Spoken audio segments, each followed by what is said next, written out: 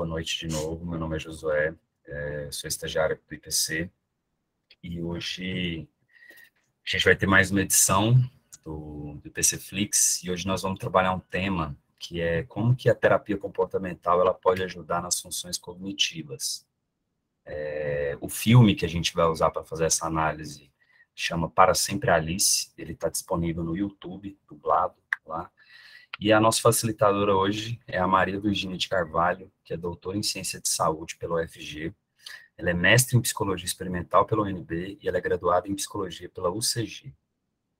Então, espero que todos tenham um bom proveito, que a gente interaja bastante com a Maria hoje, que a gente seja bem reforçador. E quem puder, tá, ligar as câmeras também, para a gente reforçar mais um pouquinho a presença da nossa facilitadora hoje, tá bom? E é isso, Maria, toda a sua palavra. Obrigado. Ok. Então, boa noite para todos. Muitíssimo obrigada, né, pelo convite. Eu vou tentar fazer essa relação aí do filme com essas funções cognitivas. E aí eu pedi, assim, eu acho que eu queria uns 5, no máximo uns 10 minutinhos para eu falar um pouco do filme, algumas explanações, e depois a gente abre para discussão, que eu acho que perguntando fica mais rico e tal. Mas, em primeiro lugar, eu queria chamar a atenção, assim, para vocês, em relação ao próprio nome do filme, né? Para Sempre Alice. Por que esse título? Né? Então, de uma forma geral, o filme ele conta a história de uma mulher, Alice, ela é casada, né? O marido tem um emprego bem-sucedido, eles têm 3 filhos, todos são adultos, independentes, moram fora de casa, né? Um desses filhos, no início do filme, fica claro que parece, né, considerado como rebelde, porque tem uma profissão que não está ligada a uma profissão tradicional e com retorno financeiro, né? Porque a menina ela faz artes cênicas e a mãe não aceita muito bem. E aí eu chamo a atenção porque para quem assistiu o filme, no fim isso muda um pouco. E por que muda, né? E a Alice, ela trabalha numa universidade, ela é uma professora, pesquisadora, né? Publicou vários livros, super reconhecida, bem-sucedida na profissão, na vida acadêmica. E ela começa a apresentar alguns esquecimentos, né? Por exemplo, ao voltar para casa, ela se perde, né, no caminho, e então começa a ter alguns problemas de desorientação espacial em um ambiente que é conhecido, em um ambiente que do que faz parte, né, do dia a dia dela. E aí, né, quando tem alguma mudança de comportamento, analistas do comportamento também faz a mesma pergunta, né? Por que o comportamento se alterou, né? E a gente faz perguntas buscando respostas, né? E levando em consideração os antecedentes e os consequentes dessa resposta, né? Então, a Alice, ela pergunta, né? Será que eu estou esquecendo em função do estresse? Será que é em função da menopausa? Será que é em função do envelhecimento? Né? De qualquer forma, ela não consegue, né, responder isso de uma forma profissional, né, adequada, porque ela não tem conhecimento, embasamento para isso. Então, ela procura a ajuda de um profissional, um neurologista, e conta para ele o que está acontecendo, e ele pede alguns exames e tal. E ela chega com essas hipóteses, né? Talvez esquecimentos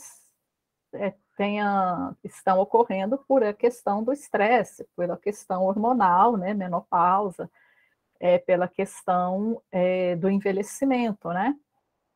Com uma visão meio que distorcida, né?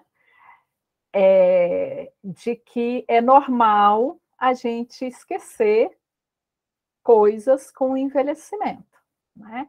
E aí eu já faço uma chamada de atenção que existe o envelhecimento normal e envelhecimento patológico, e aí a gente tem que ficar atento a isso. Mas vamos voltar ao filme. Então, o neurologista, ele pede alguns exames, né? Ele tem as suspeitas dele, porque ele é o profissional que estudou para isso, então ele já reconhece algumas alterações comportamentais, né? E aí ele diagnostica como um caso de Alzheimer, né? E espera-se, né? E na maior parte dos casos, o Alzheimer acontece após 60 anos de idade, mas em casos raros, né? Ele pode acontecer antes dos 60 anos, e nessa situação específica da personagem do filme, esse é um caso, né? Ela tem menos de 60.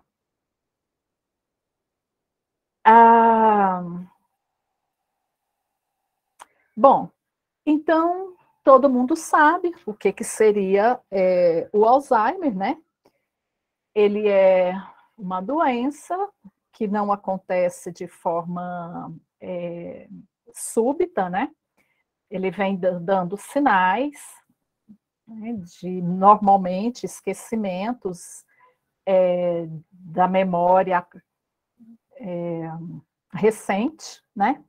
E vai se agravando gradativamente e chega a um ponto que a pessoa ela não tem como cuidar de si mesma, né? Da própria higiene, ela perde noção, né, de tempo, enfim, ela vai precisar de cuidado de outras pessoas, porque toda a questão, né, das funções cognitivas, de memória, atenção, concentração, percepção, começa a apresentar déficits, né, pelas próprias conexões neuronais.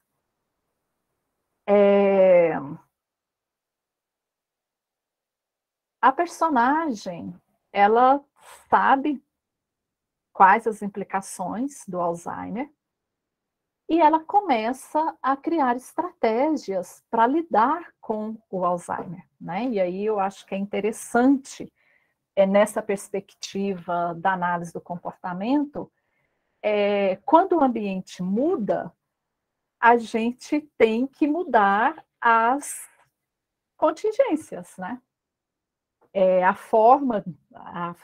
Mudou as contingências, a forma de responder não pode ser mais a mesma, né? A resposta vai ter que mudar, senão a resposta pode ficar disfuncional naquele novo ambiente, né? E nesse contexto, a literatura ela tem falado muito, né, de reabilitação cognitiva, de estimulação cognitiva, né, que especificamente a estimulação cognitiva ela seria uma forma de prevenção ou de intervenção para manter, né, as funções cognitivas para pessoas que têm um déficit nas funções, um déficit leve, né, nas funções cognitivas. Então, personagem, ela começa a fazer palavras cruzadas, ela começa a anotar coisas, né? Tanto no celular, como fazer planilhas no computador, como escrever e deixar espalhado pela casa alguns posts, né, para ficar lembrando de algumas datas, de algumas coisas que são mais importantes. Faz vídeo, né, para lembrar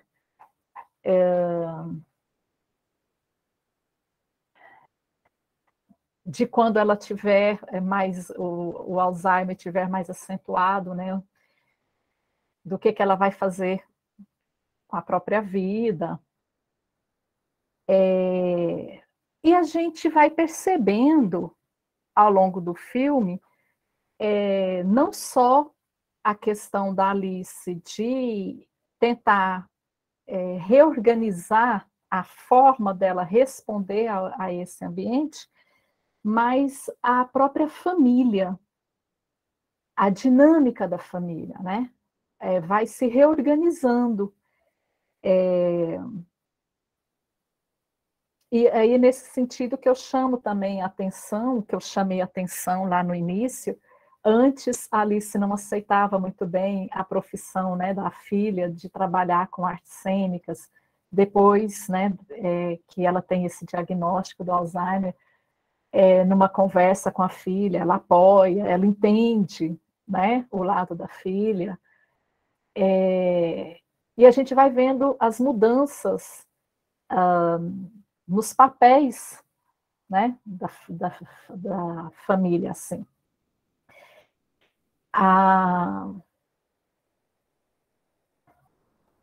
E aí eu acho interessante a gente pensar dentro dessa perspectiva da análise do comportamento, o quanto que quando o ambiente muda, o quanto isso altera as respostas, né? E o quanto que a gente vai ter que desenvolver, às vezes, novas habilidades, aprender novas formas de responder, para que essa resposta ela se torne adaptativa, ela se torna funcional no sentido de levar a reforçadores, né? Porque aquelas respostas já conhecidas, no caso de Alice, ela vai perdendo, né? E em outras mudanças, né, que não seja às vezes doença, às vezes a resposta ela passa a ser disfuncional, né? Num determinado ambiente, a resposta conduz ao reforço, mas em outro ambiente isso pode não conduzir, né? Precisa de um outro nível de resposta, né? Então, acho alguns pontos interessantes assim do filme, que eu acho que ele levanta essa questão da discussão, né? Que o Alzheimer ele pode acontecer em pessoas antes de 60 anos de idade.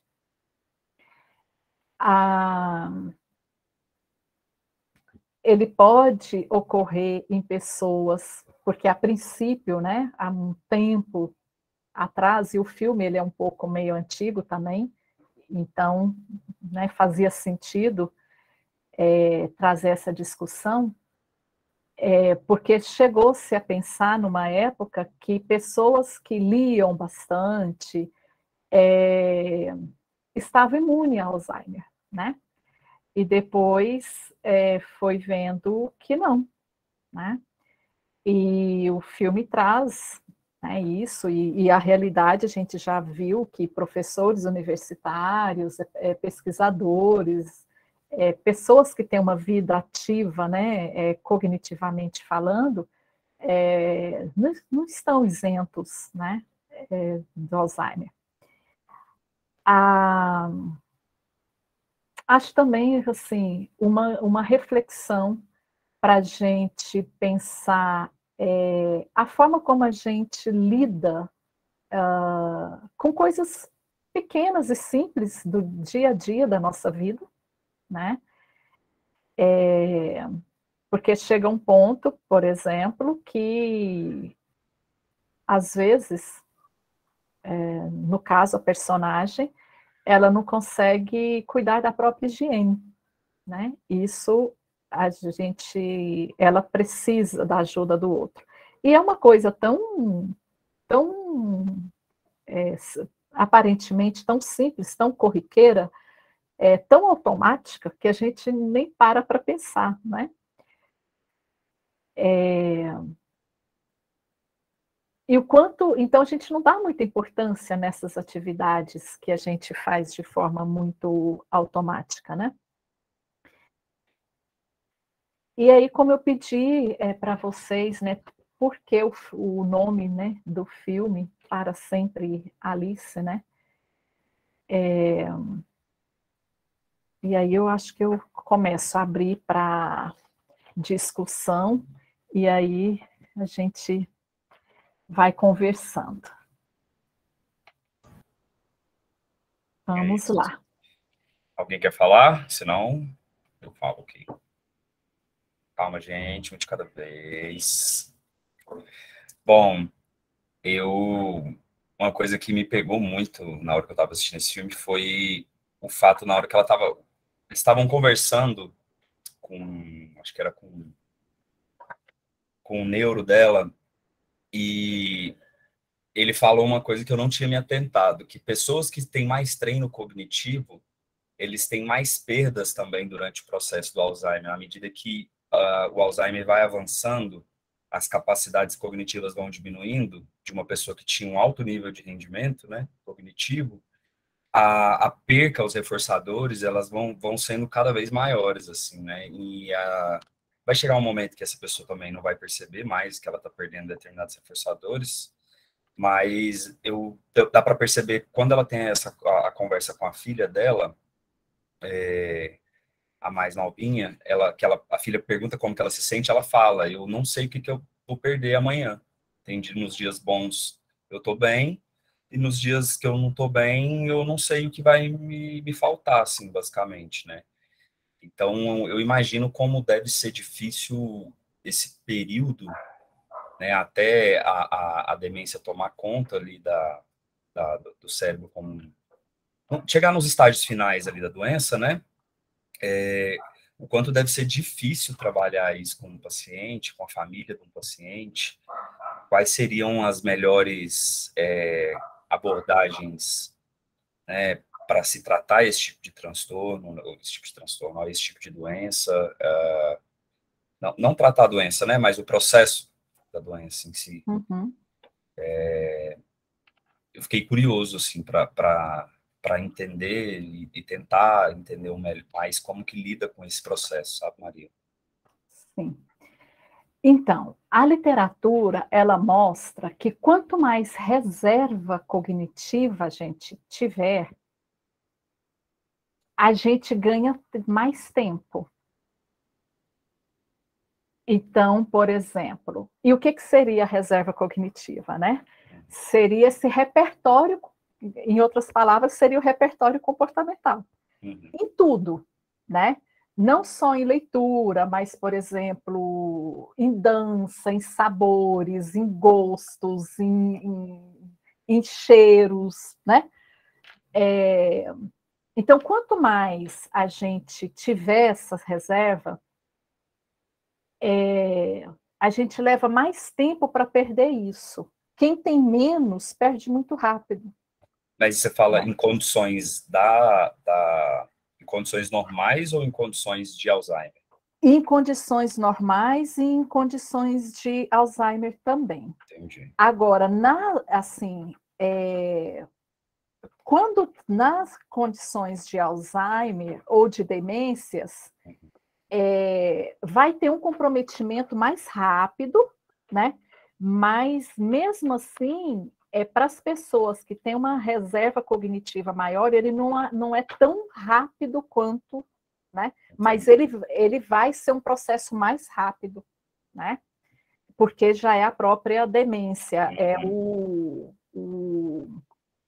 é o prognóstico dela, né?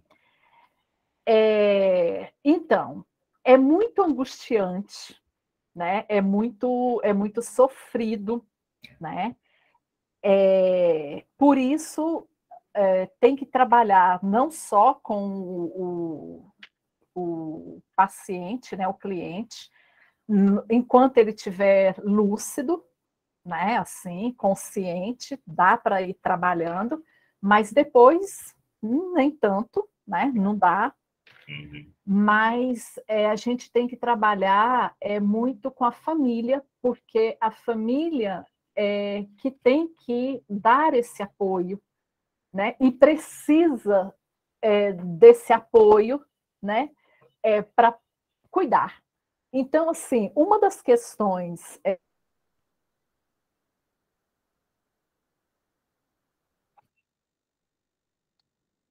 em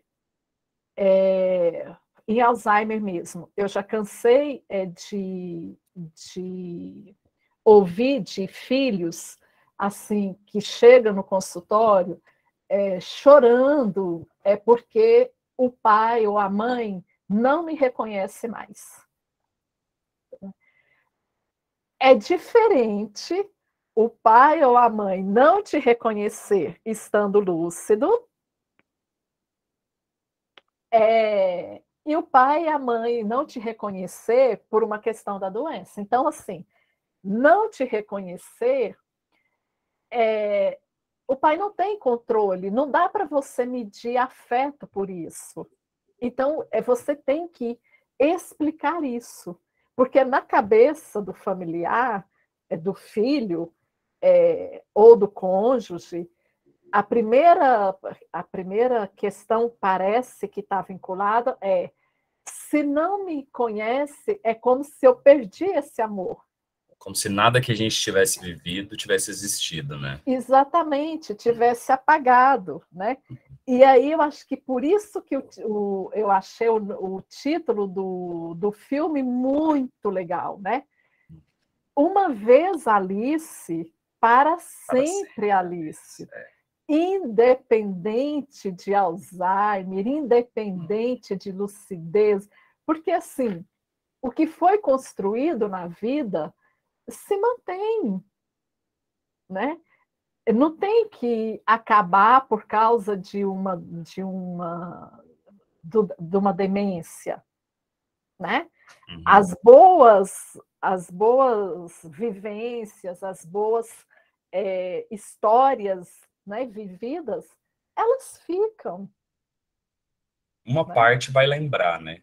Independente. Sim, né? E a parte que vem, por exemplo, essa parte da mãe, né? Vamos pensar da personagem. A mãe não lembrar da filha e tal, ela não está mais ali como mãe, ela não está mais ali no papel de mãe. Ela representa um outro papel agora, né? Ela representa um outro papel, né? É uma outra história, né? Não dá para cobrar uma lucidez. Por isso que não é recomendado para quem está com algum tipo de demência. Às vezes a gente vai visitar e a gente fala assim: oi, você lembra quem eu sou? Né? Isso frustra mais a pessoa, né? Exatamente, você está colocando a pessoa em teste, né? É aversivo, É aversivo. né? É deselegante também, né?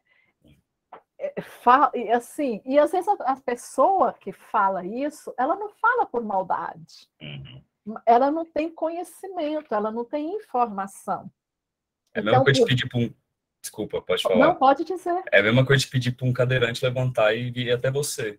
Exatamente. Pedir para uma pessoa que tem Alzheimer e pedir para lembrar de alguma coisa, né? Exatamente. Tão punitivo quanto. É a mesma coisa, por exemplo, eu já ouvi relato, né?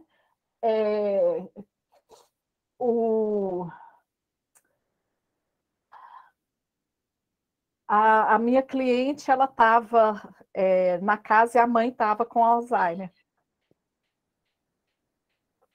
Aí, no dia que ela foi receber os sogros da filha, a mãe apareceu na sala sem roupa.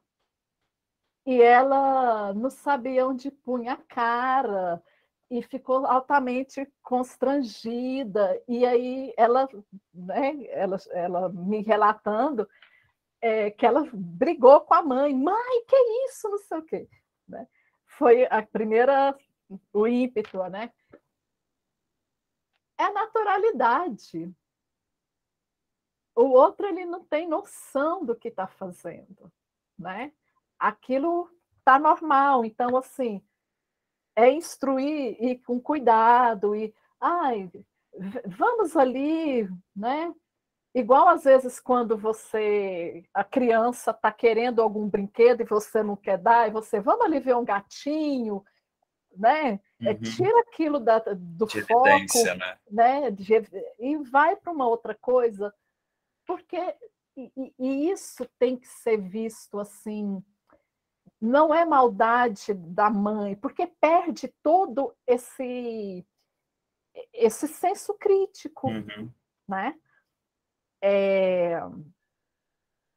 Eles não têm, às vezes, em alguns momentos, e isso as famílias não entendem, porque tem hora que parece que tem um certo controle, tem hora que não tem. Aí fica parecendo assim, mas tem momento que consegue, tem momento que não.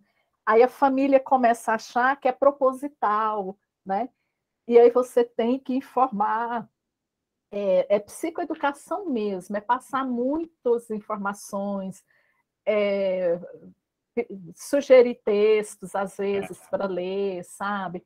Por isso que, às vezes, é interessante pedir que frequente algumas associações, né? De pessoas assim que têm familiares com Alzheimer, para ouvir outras histórias, para ver como é que lida com determinadas coisas e Se tal. familiarizar mais com o contexto também, adquirir repertório. Exatamente, né? Porque é isso. A situação, o ambiente mudou, né, por essa doença. E as pessoas vão ter que aprender a emitir respostas diferentes. Não dá mais para ter o mesmo pensamento acerca das coisas, as mesmas percepções, né, e comportamentos. Vai ter que flexibilizar, aprender a flexibilizar, aprender a ser mais maleável, né? Ter mais paciência, E eu falo isso, assim, de uma forma geral, porque eu também trabalho com pessoa idosa, né? E aí eu trago por um contexto de pessoa idosa sem demência. A gente também precisa aprender isso, porque a pessoa idosa sem demência,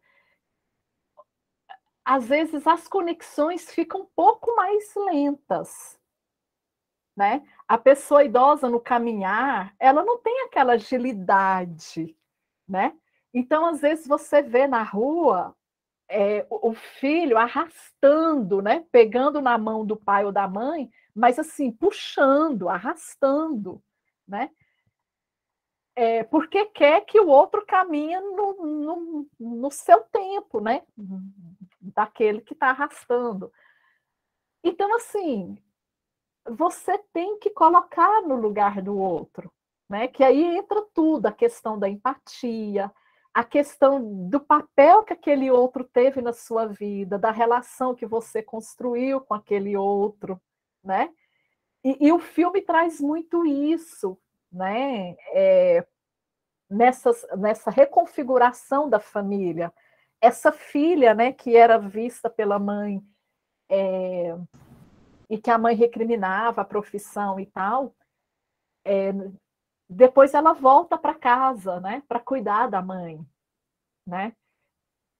Apesar dos conflitos que ela teve, mas ela deu conta de fazer isso. E muita gente não dá conta. Então, assim, não estou dizendo que isso é positivo ou é negativo. Cada um, né, faz o que dá conta. Sim. Mas, nesse sentido, a gente vê... Ontem mesmo eu estava assistindo uma palestra sobre violência em relação à pessoa idosa, os dados do estado de Goiás são altíssimos, né? São um dos estados do Brasil com o maior nível assim de violência, né? Contra idoso. Contra a pessoa idosa, né? Eu não sabia. E tem muito a ver com essa questão do machismo, né? De ser uma cultura machista, né?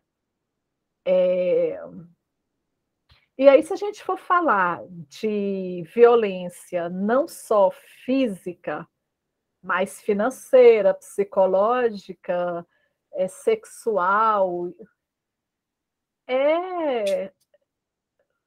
a gente fica indignada. É assustador, né? Assustador mesmo. Assustador. Eu só queria complementar, assim, com a reflexão, você estava falando da importância da empatia, da psicoeducação, né, com relação à família, e eu fico pensando muito também na regulação emocional, né, da pessoa que cuida dessa pessoa. Eu falo porque a minha família, a minha avó materna, ela teve Alzheimer e todos os irmãos dela tiveram Alzheimer, todos os irmãos da minha avó morreram assim, né? A minha avó foi a que teve uma vida mais curta desde que ela teve o Alzheimer, porque ela não foi até aquela evolução mais triste da doença, porque os irmãos dela ficaram até em estado vegetativo, até falecerem. Ela não, ela teve uma pancreatite antes, assim, ela tinha uns 4 anos já de diagnóstico, já vinha tratando, e no meio ela teve uma pancreatite e faleceu, né, em decorrência da pancreatite. Então, quando ela faleceu, ela ainda se lembrava um pouco de algumas coisas, se lembrava da gente que convivia mais com ela, de netos mais distantes ela não lembrava muito. E eu me lembro, assim, que era muito sofrido para todo mundo, até, às vezes, por exemplo, quando ela olhava assim, e sempre recebia gente com muito afeto, e de repente, numa outra situação que ela falava assim, você, oi fulana, e trocava o nome, né? Eu via, assim, como várias pessoas ficavam tão impactadas emocionalmente, de às vezes chorar na frente dela, e que eu acho que é normal também, porque era muito doído mesmo, né? De estar ali naquela situação em que ela era sempre uma pessoa muito alegre, falava muito, contava muito caso, assim, ela conversava. De repente, ela estava tão apática, de repente, que eu falo assim, né? Com a evolução da doença, ela foi ficando tão apática, ela realmente foi deixando de ser a pessoa que ela era antes do Alzheimer, né? E às vezes eu vi os meus tios, assim, a minha tia, minha mãe em especial, né, que ela tem um coração mais mole até hoje, elas ficavam muito emocionadas, elas choravam, assim, a dificuldade que é mesmo para a pessoa que convive com um familiar assim, né, se regular emocionalmente. Então, essa parte que você falou da psicoeducação é muito importante, a empatia, mas até isso, né, o cuidado que a gente tem que ter com a gente, porque você está perdendo ali, já é um luto que você convive durante anos, de você estar perdendo aquela relação que você tinha, aquela conexão com a pessoa, embora você saiba quem a pessoa é, ela tem um significado para você, é como se você fosse perdendo esse significado para ela, porque ela está se esquecendo de você, e em algum momento, se ela continuar viva, ela vai esquecer mesmo. Foi o que aconteceu com todos os irmãos dela, né? É triste, realmente. É uma doença, assim, que é muito triste, que eu acho que a gente não tem, assim como a gente não tem muito preparo com o luto para perder, né, para a morte das pessoas, eu acho que é uma doença que também é muito difícil a gente se sentir preparado para lidar.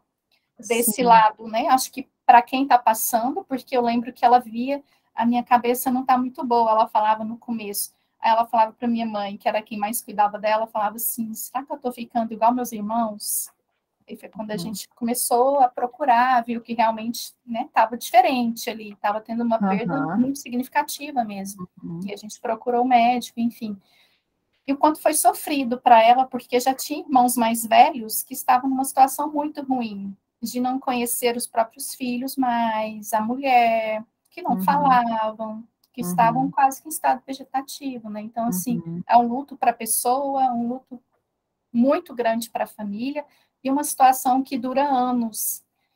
Então, assim, haja regulação emocional também, sim, né? Porque é muito doído. Sim.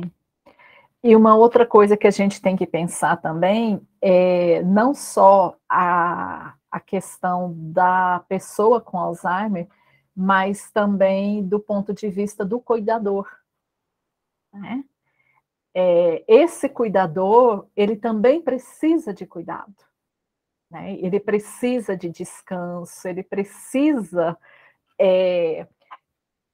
de estar de estar bem, tanto de saúde física quanto emocional.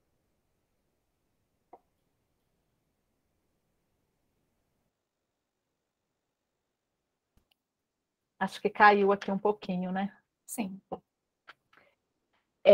Então, eu estava falando da saúde do cuidador, né? Às vezes as pessoas não ficam atentas à saúde do cuidador, nem o próprio cuidador, né? E ele precisa se afastar um pouco, ele precisa de férias, ele precisa de cuidar da saúde, não só física, mas emocional também, né? Para não perder a paciência, né? Para não chegar a um ponto de agressão, de violência. Né? Maria, só te fazer uma pergunta. Se torna aversivo para o cuidador, né? Pelos mesmos princípios de transferência de estímulo, né? Você está ali com uma pessoa que você gosta muito, né? Que você ama ali, dá uma relação parental com você e você está o tempo todo em situações muito aversivas com aquela pessoa, né? E aquela pessoa, em algum momento, ela pode adquirir propriedades aversivas pelo simples fato dela estar ali presente, né? E seria por essa via que a gente que teriam essas agressões. Não só, mas também porque a pessoa, o cuidador, é como se a vida dele parasse. Entendi. Né? É como se ele não estivesse vivendo mais. Ele está ali 24 horas em função do outro. Né? Então, ele se anula. E, às vezes, não tem uma troca ou uma ajuda, né, de outro irmão, e, às vezes, não tem condições financeiras de pagar para alguém, né? E acaba sobrecarregando uma única pessoa. E isso adoece, né? Com certeza. Tem uma pergunta, Virginia, aqui no chat. Você consegue acessar aí? Qualquer coisa eu leio aqui. Não, eu acho que eu consigo aqui. Deixa eu...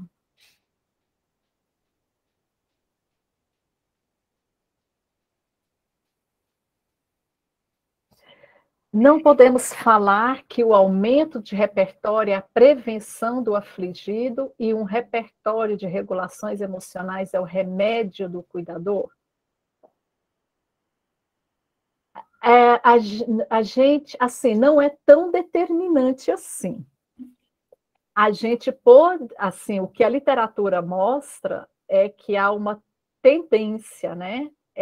Pessoas com mais um repertório, né, comportamental mais amplo, uma reserva cognitiva maior, demora um pouco mais para perder. Então, a gente tem que trabalhar nessa questão de construir reservas, né, cognitivas. Mas se a gente vai perder se a gente tiver um diagnóstico de uma demência, a gente vai perder. Não vai perder totalmente se a gente morrer antes, como a Carol colocou aí, né?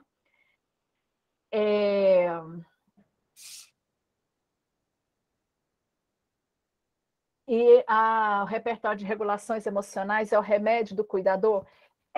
Pode ser uma estratégia de intervenção, Mas se a gente pensar assim no remédio como a questão, eu vou fazer isso, isso vai me curar, né? Vai acabar, vai ter a remissão dos sintomas, não totalmente, né? Uhum.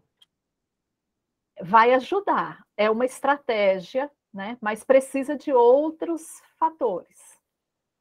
Não sei se eu consegui responder.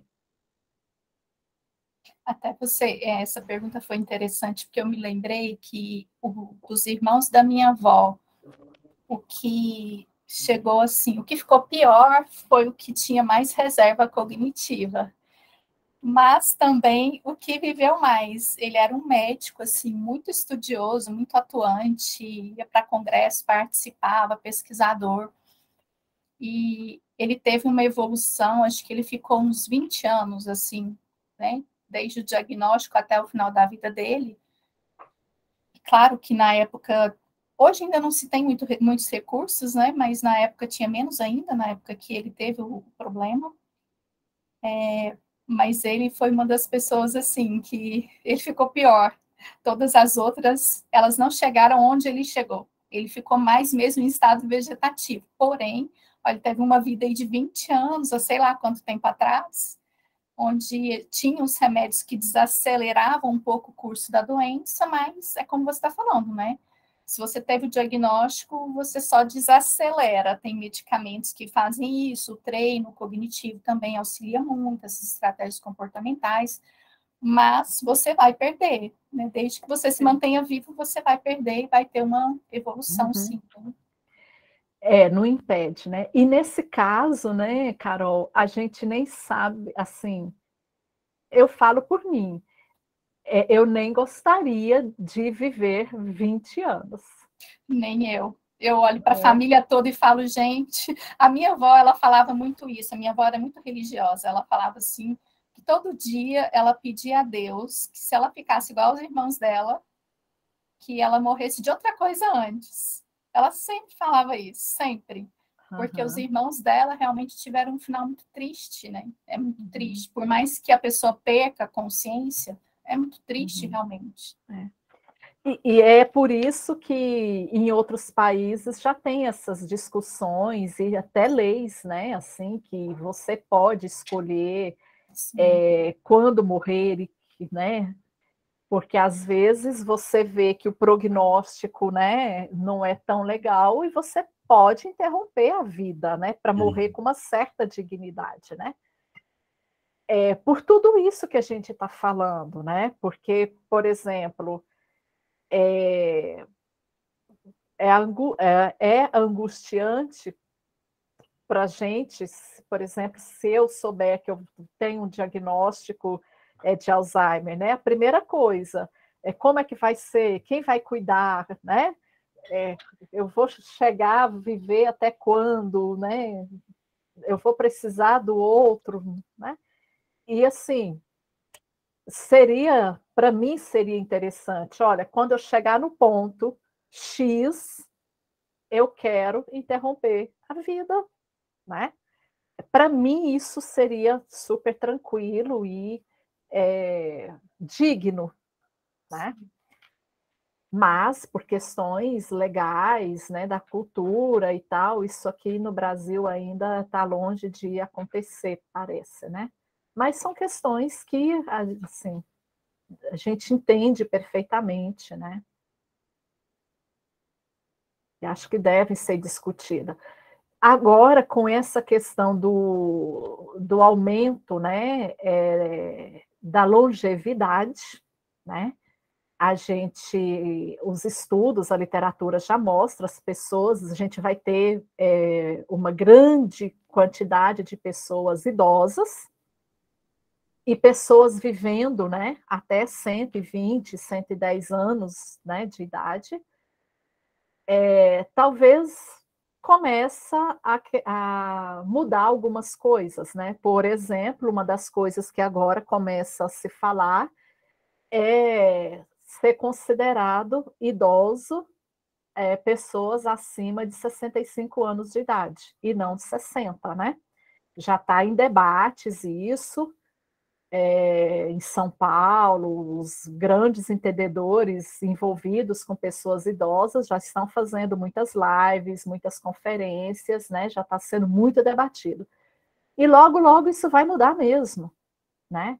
E não vai me espantar que daqui uns 5, 10 anos, ou sei lá mais quanto, pessoas idosas vão ser consideradas pessoas acima de 70 anos, né? Eu já espero por isso, né?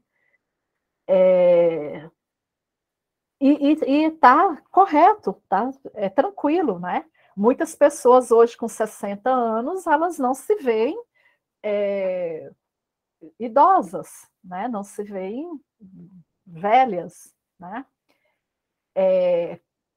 Até estava no Face um tempo atrás aí que mil sei lá quanto, uma pessoa de 40 e poucos anos era considerada um velhinho, né?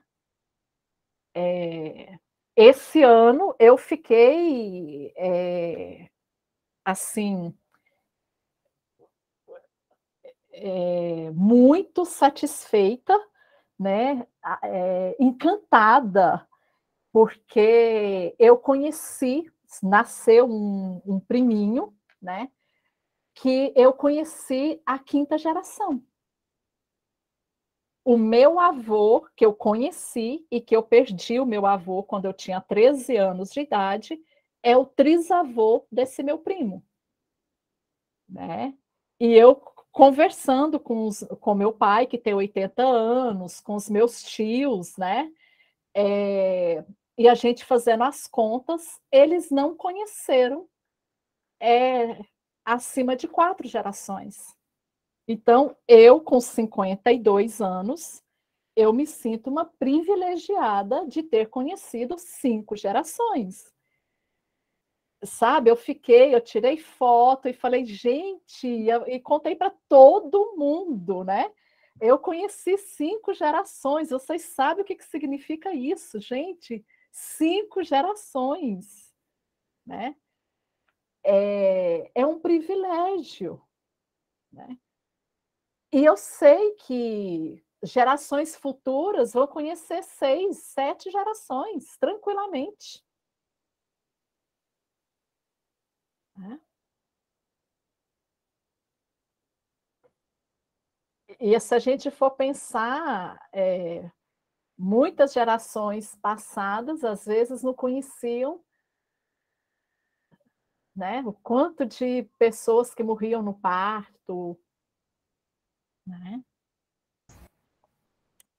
E pensando nesse aumento, né, da longevidade, a gente precisa pensar na questão do envelhecimento mais saudável também, de se preparar para esse envelhecimento saudável, se preparar para o envelhecer, né, porque a nossa sociedade não é muito preparada para isso, muito pelo contrário, né, uma busca eterna pela juventude, por um monte de procedimentos estéticos. Então, a gente precisa pensar nisso e nos hábitos que a gente... Porque, por exemplo, no caso das demências, tem um pouco desse fator hereditário, né? Tem mesmo. Tanto que a gente vê famílias inteiras, como a da minha avó, todo mundo com Alzheimer. Mas tem também alguns hábitos que vão muito além dessa reserva cognitiva, como você falou, e agora eu vou puxar um pouquinho também para uma área que eu tenho formação, que é o sono. O quanto o sono também ele é importante, né? Porque hoje já se tem estudos demonstrando, e aí é um fator muito importante pensar na longevidade, porque tem a ver com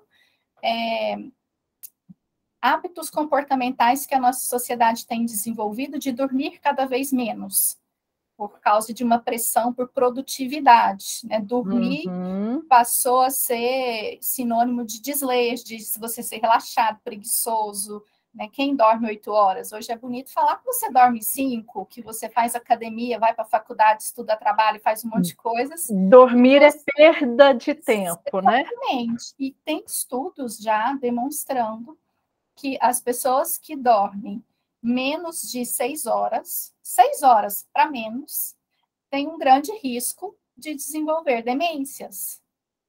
Porque o sono tem funções biológicas muito importantes, e uma delas é de regular as toxinas, né? Tem uma especialmente que é a do Alzheimer, que é beta, alguma coisa que eu não lembro agora, eu tenho dificuldade de memorizar os nomes, que se você não dorme bem, ou se você dorme pouco, então quem tem insônia, quem se priva do sono por essas pressões sociais, porque acha que dormir é perder tempo, tem uma grande chance de estar trabalhando para ter um Alzheimer sem saber disso e sem até ter um fator genético envolvido. E no final das contas vai perder mais tempo do que se ele tivesse dormido, né? Porque Exatamente. Não bate, essa matemática não fecha. A pessoa deixar de dormir para, né, estude enquanto eles dormem. E que é uma tendência cada vez mais forte, né? Que tem relação direta aí com o desenvolvimento de demências. Os estudos têm demonstrado cada vez mais isso. A relação do sono, da pouca qualidade do sono, ou do sono insuficiente, que é essa privação do sono, que é um fenômeno comportamental mesmo, não tem a ver com insônia, é um fenômeno comportamental de se privar. Eu vou lá, coloco um relógio para despertar, vou dormir, vou me acostumar a dormir 4 horas. Né? Já escutei um monte de gente falar isso, para o meu dia ser produtivo. E a pessoa passa anos fazendo isso. E aí, depois de uns anos, é que vem a conta, né? Não só das demências, mas de outros problemas metabólicos, diabetes, hipertensão, AVC, infarto, uma série de outras coisas. E tem tudo a ver com comportamento, né? Que é a nossa discussão aqui. O que a análise do comportamento pode fazer para ajudar nesse sentido? Sim.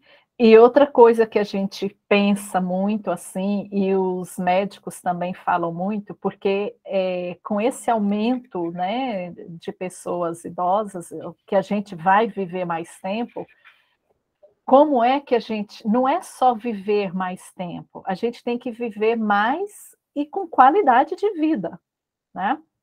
Então, você traz a questão da importância do sono, a importância da alimentação saudável, a importância da atividade física, né? Porque, senão, como que seremos esses idosos, né? Todos bem do...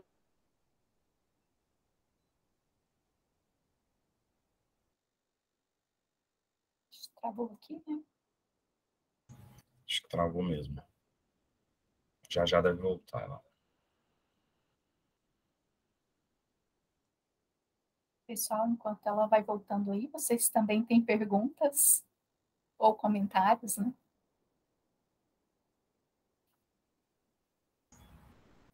Ninguém, pessoal.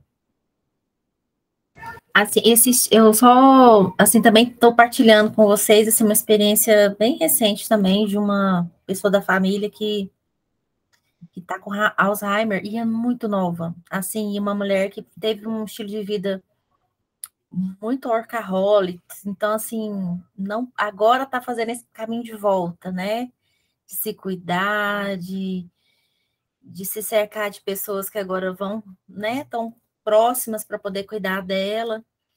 Talvez eu tenha uma dúvida, assim, com a questão do processo de agravamento da doença. Isso vai depender muito disso também, né? Do estilo de vida que a pessoa teve, né? Sim, com certeza. Estilo de vida, essa reserva cognitiva, né? O humor também, se tem problemas, né, anteriores em relação a problemas psiquiátricos. Isso, né? Quanto mais jovem, maior as chances de o agravamento ser acelerado. Sim. Tá, o que a gente percebeu é que realmente, assim, em curto prazo, de 1 ano, a doença teve um impacto, assim, gritante na vida dela. Né? Você não vê a mesma coisa acontecendo com a pessoa que, sei lá, acho que a minha avó começou, ela tinha uns 70 anos. Sim. Né? É diferente, a evolução é mais lenta do que quando a pessoa começa com 40 e poucos. Já vi pessoa começar com 45, 50, é muito jovem, né, para começar com uma doença dessa. E aí acelera de uma forma, como é o exemplo do filme, né? Ela recebeu o diagnóstico com 50 anos, e em 1 ano ela já estava, assim, muito debilitada, né? Muito debilitada. Sim. Um avanço é mais rápido. E realmente é uma mobilização incrível que a família, né, fica muito impactada e realmente a gente percebe que a gente não está preparado até para fala, né? A Virginia falou, por exemplo, a gente não chegar na pessoa, né, e perguntar, por exemplo, você está lembrando de mim? Isso é uma coisa que a gente vê demais, né? As pessoas fazendo e até a própria linguagem, né, que a gente não tem acesso mesmo. E esse medo, o filho dela é um jovem, né? E o grande medo dele é que realmente ele é do momento em que ela vai esquecer dele. Então, ele está sofrendo tanto por antecedência e acaba que ele está vivendo um contexto muito, muito ruim e de pouca qualidade. Sim. Com ela, porque a preocupação são com essas coisas, né? Que a gente já vai ver no final da doença, né? Exatamente. É como quando se recebe um diagnóstico de uma doença terminal, como um câncer, né? É muito difícil, porque você fica pensando que você vai perder aquela pessoa em breve. É a mesma coisa, né? Porque você sabe que no Alzheimer você está perdendo a pessoa de alguma Sim. forma, porque daqui a pouco, daqui a um tempo, ela vai esquecer mesmo de você. Sim. Se ela continuar ali por anos viva, ela vai se esquecer, mesmo das pessoas que cuidam dela o tempo todo. E é muito doído, é um luto muito mesmo. Doído. É um luto, e vamos pensar, a gente não está muito preparado para luto, por mais que a gente fale sobre isso, a gente estuda, publica artigos, a gente não lida com isso no consultório, a gente não está preparado, porque é muito doloroso mesmo, né? Perder quem a gente ama, não é fácil. E é uma perda, assim, a pessoa está viva, né? Tá ali a vida que vai embora ali diante de você, e a sensação de impotência que as pessoas sentem, né? Muitas vezes diante disso tudo, né?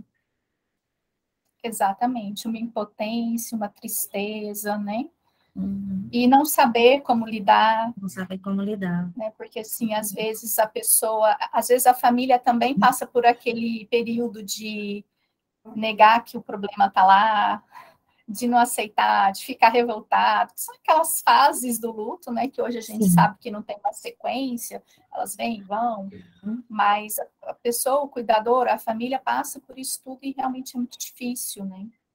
Emocionalmente. As pessoas precisam de suporte, os filhos precisam de suporte, porque eles serão esquecidos em algum momento.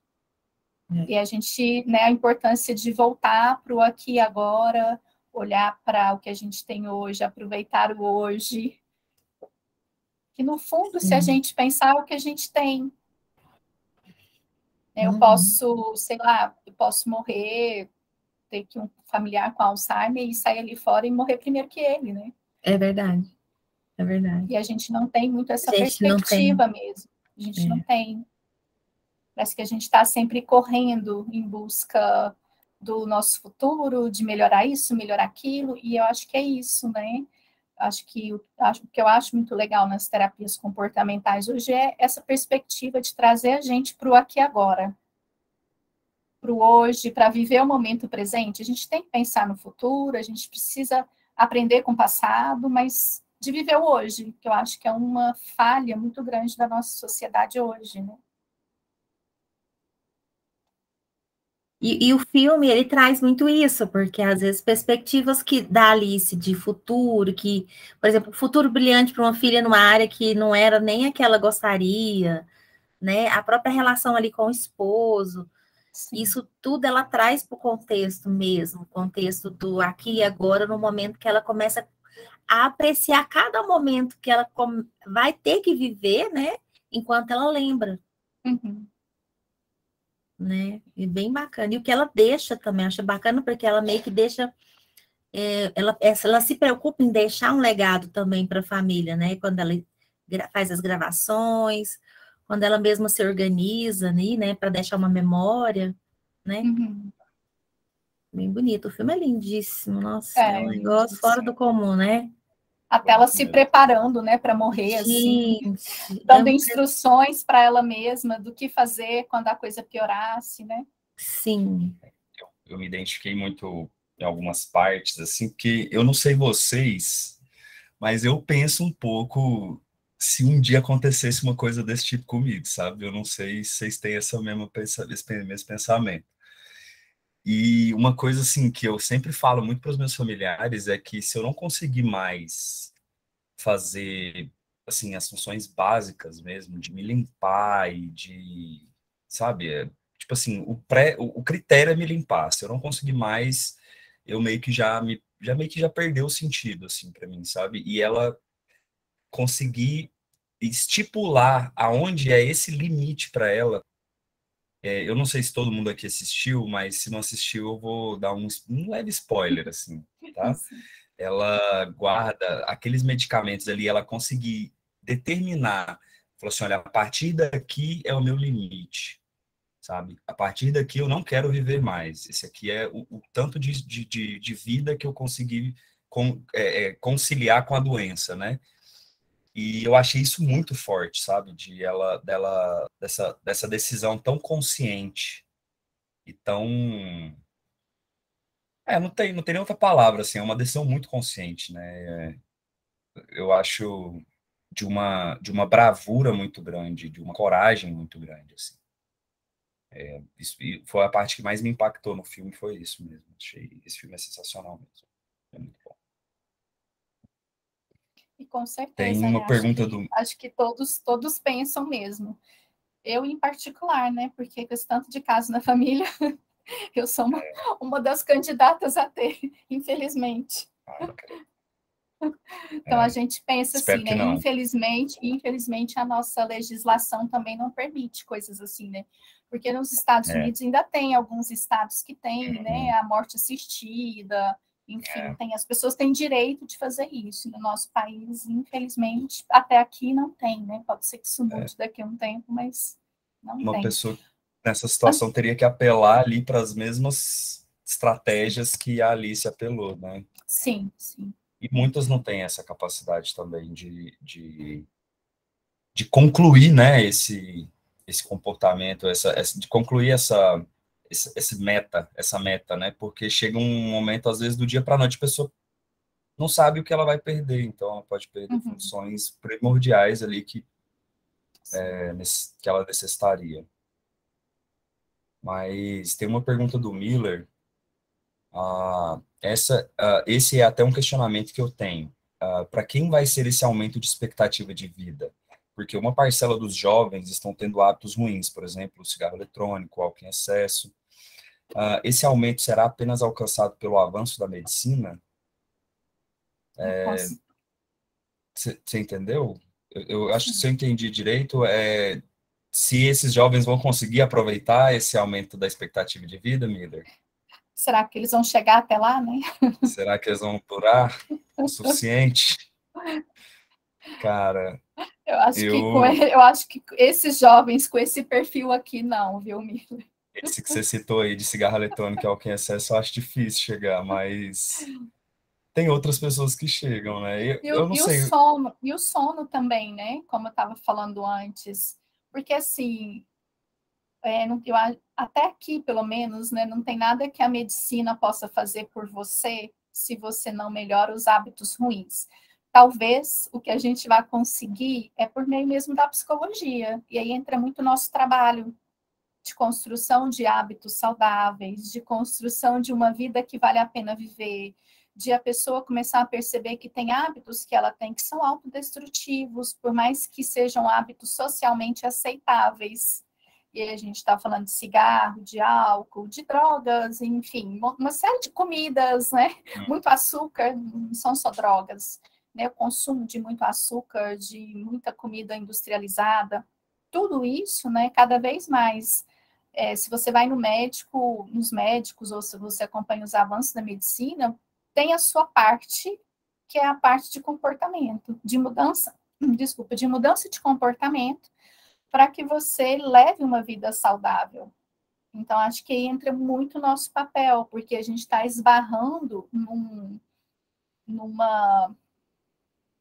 em esquemas que são muito concorrentes, muitas vezes, né? Aquela questão, eu fico com prazer imediato, e geralmente é o que as pessoas ficam, especialmente os jovens, depois ali né, 25, 30 anos para cima, a gente muda um pouco essa perspectiva, né? Mas menos que isso, não. A gente ainda está muito focado no aqui e agora, né? Naquela questão de que as coisas, a questão é o hoje mesmo. Então, a gente tem muitos hábitos destrutivos nessa idade, em termos de saúde.